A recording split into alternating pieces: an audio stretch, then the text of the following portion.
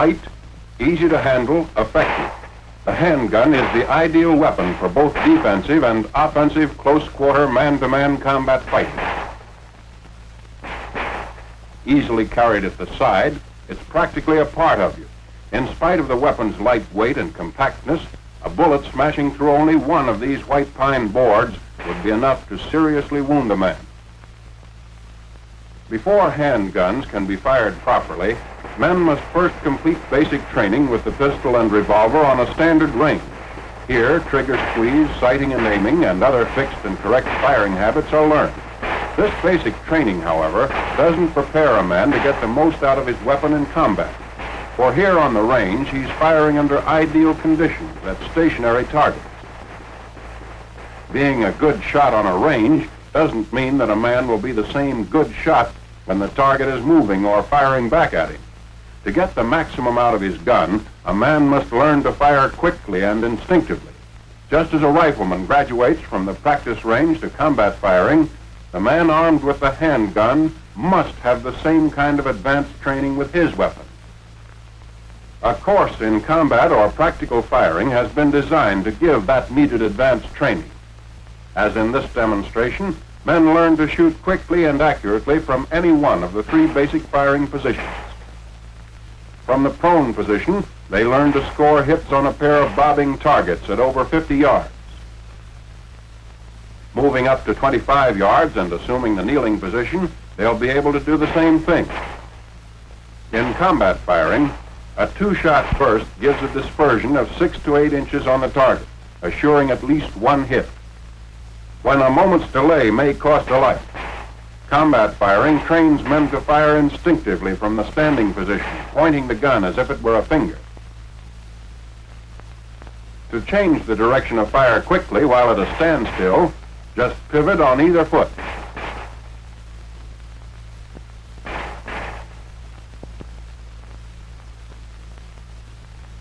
When moving forward, it may become necessary to change direction and fire from a walk if the target suddenly appears on the flank.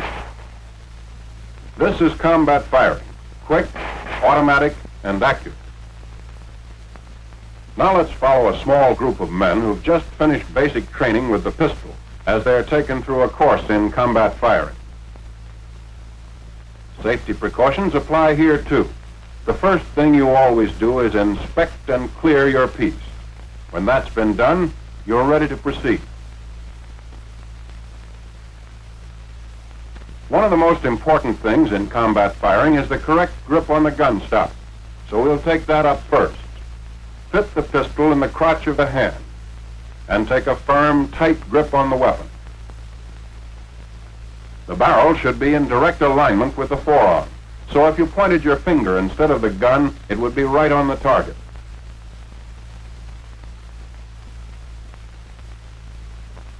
If the weapon is held a little to the right or to the left in the hand, the barrel will not line up with the forearm and shots will miss.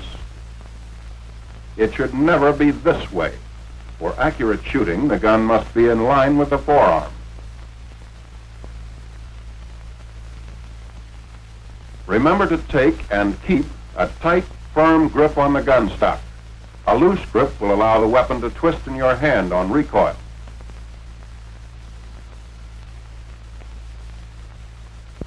Keep practicing this rigid grip until it's done automatically.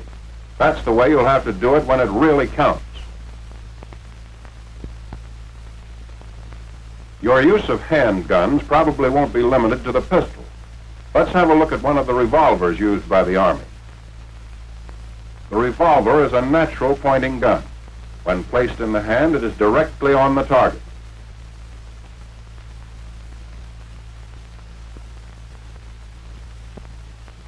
The pistol, however, due to its stock design, requires a slight upward cocking of the wrist to bring it in line with the target. After a little practice, this adjustment will become instinctive. Greater accuracy with either the pistol or the revolver can be obtained by using a two-handed grip. Simply hold the gun firmly with the right hand. Place the butt in the palm of the left hand and close the fingers around it. The two-handed grip can also be reversed for left-handed shooters. In such cases, the gun is held in the left hand and the right hand serves as the support. The two-handed grip is used in both the prone and kneeling positions. It provides a very comfortable, steady shooting platform and will give the maximum number of hits on the target. Now let's watch these men as they practice. The mistakes they make are natural, and you can profit by their errors. Later, there will be several other opportunities to apply the two-handed grip in the prone and kneeling positions. After the one- and two-handed grips have been mastered, the group is introduced to the three basic firing positions. First, prone. Although it takes the longest to assume, it's the steadiest to fire from. And in this position, the body presents the smallest target to the enemy. As prone is best of the three basic firing positions for steady and accurate long-range firing, it should be practiced until it can be assumed quickly and easily. There's no set or definite way to get into it as to body angle, legs, or heels. Just lie as flat as the terrain will permit with the gun extended. When in the prone position, additional time should be spent practicing the two-handed grip. For if the gun is not held correctly, you won't hit the target no matter how steady the firing position. When your instructor is satisfied with your proficiency in the basic prone position, he may allow you to practice more spectacular maneuvers. A neat trick is rolling out of place and into better cover after each burst of shots. This serves to confuse the enemy and keeps him from guessing your location. The second basic position in combat firing is kneeling. Like prone, kneeling offers a relatively small target and at the same time is very steady. It's easy to get into. Just drop down on one knee and extend the gun. You can fire while down on either knee as long as you're well balanced.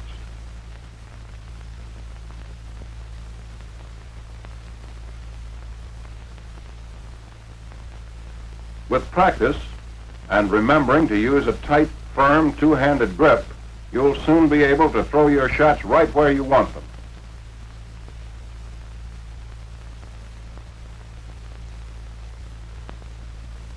It's a good idea to alternate knees, for in combat, the terrain and cover will decide which one will be best to use.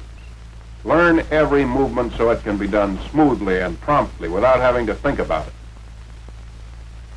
Now for the standing or point firing position. Place the feet in a natural position, ready to move in any direction. Face the target, knees flexed, with the trunk bent slightly forward in a crouch. Hold the arm straight, with the wrist and elbow locked. Then, using the shoulder as a pivot point, raise the gun to eye level. In the point firing position, do not use the gun sight. Fire instinctively, point blank, in the general direction of the target. When not actually firing, the gun should be carried in the ready position, slightly extended and centered between the knees at about a 45-degree angle from the body. Raised pistol, the position taught in basic training, may affect accuracy when combat firing. As the gun is pushed forward and the arm reaches full extension, the force of the shove causes the wrist to snap and the muzzle of the gun drops. Shooting from the hip may look good, but it isn't practical for combat. The main reason is that you can't see whether your gun is on the target in that position. Then, too, if you lock your elbow to form a 90-degree angle between the forearm and the upper arm, you're off balance when you shoot at high targets.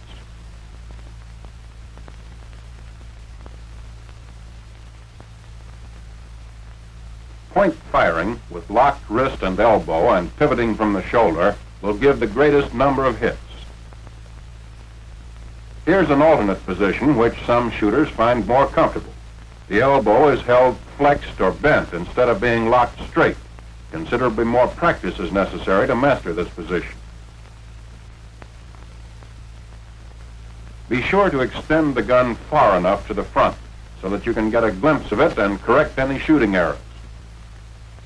When the situation demands an angle shot from either a standing or walking position, don't just pivot from the shoulder. The chances of a hit that way are only 1 out of 3. And don't jump around to change the direction of fire. Or, like swinging the arm, you can't land in the same place twice. If the ground happens to be rough or uneven, you're apt to lose your balance. Turn smoothly. Let the movement of the body take care of any change in direction. Smooth, easy pivoting will keep the gun in the same relative position to the eyes and body, enabling you to shoot where you look. Pivot on either foot, whichever brings you into the best firing position. When pivoting, bring the gun up to eye level during the time the body is changing direction. Point firing depends on doing everything quickly, smoothly, instinctively. Practice all the things you've learned over and over again until they become as natural and effortless as breathing.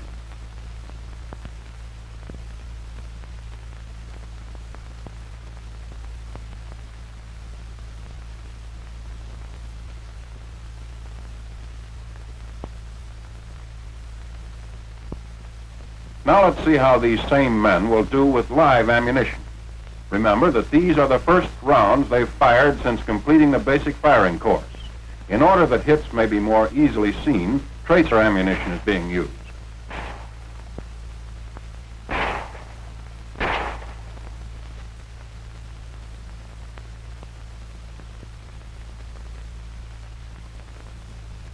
Each target appears for only a short time, so shooting must be rapid as well as accurate. A burst of 2 shots assures at least 1 hit.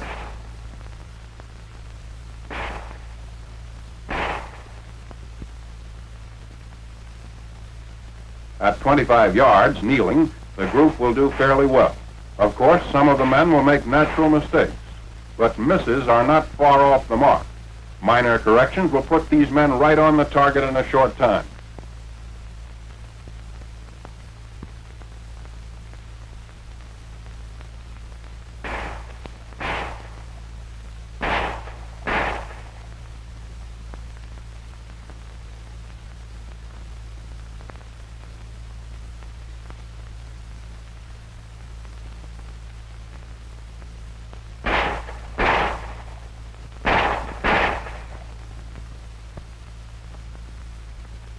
With point firing, it's best to start close to the target and work gradually back as speed and accuracy increase.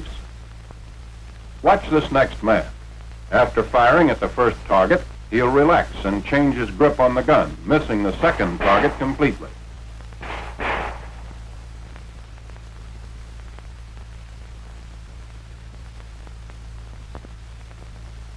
Here's a man who doesn't have his gun lined up with his arm and isn't shooting where he's pointing.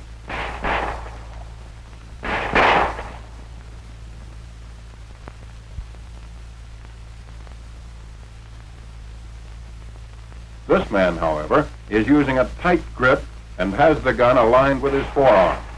Result, hits.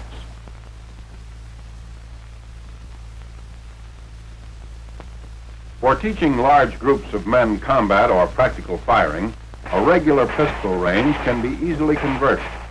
The main requirements are a firing line at 50 yards and replacing the conventional bullseye targets with 2 bobbing targets placed 8 feet apart for each firing point.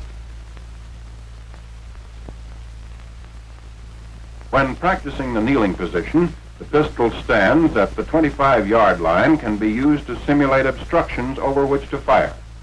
The gun should never be rested directly against them or anything else when firing. If additional support is needed, rest the hand or arm against the solid object, but never the gun itself. For practicing point firing, shoot from the 15-yard line. Allow no more than 2 steps forward to maintain the safety angle. Point firing will require more practice than firing from either the prone or kneeling positions. Courses of instruction should be designed to provide additional time for the standing position. To test judgment as well as marksmanship in a realistic setting, little Berlin or Tokyo installations may be used for small advanced groups. To avoid being picked off by snipers, the man being tested drops into prone at 50 yards. As he moves forward, he takes advantage of all cover, keeping constantly on the alert, since targets may be rigged in windows and around corners.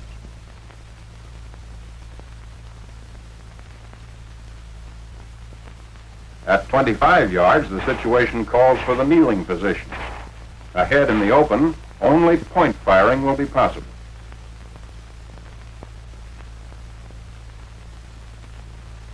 This is combat firing, quick, instinctive, the kind of training that can mean the difference between his life and yours.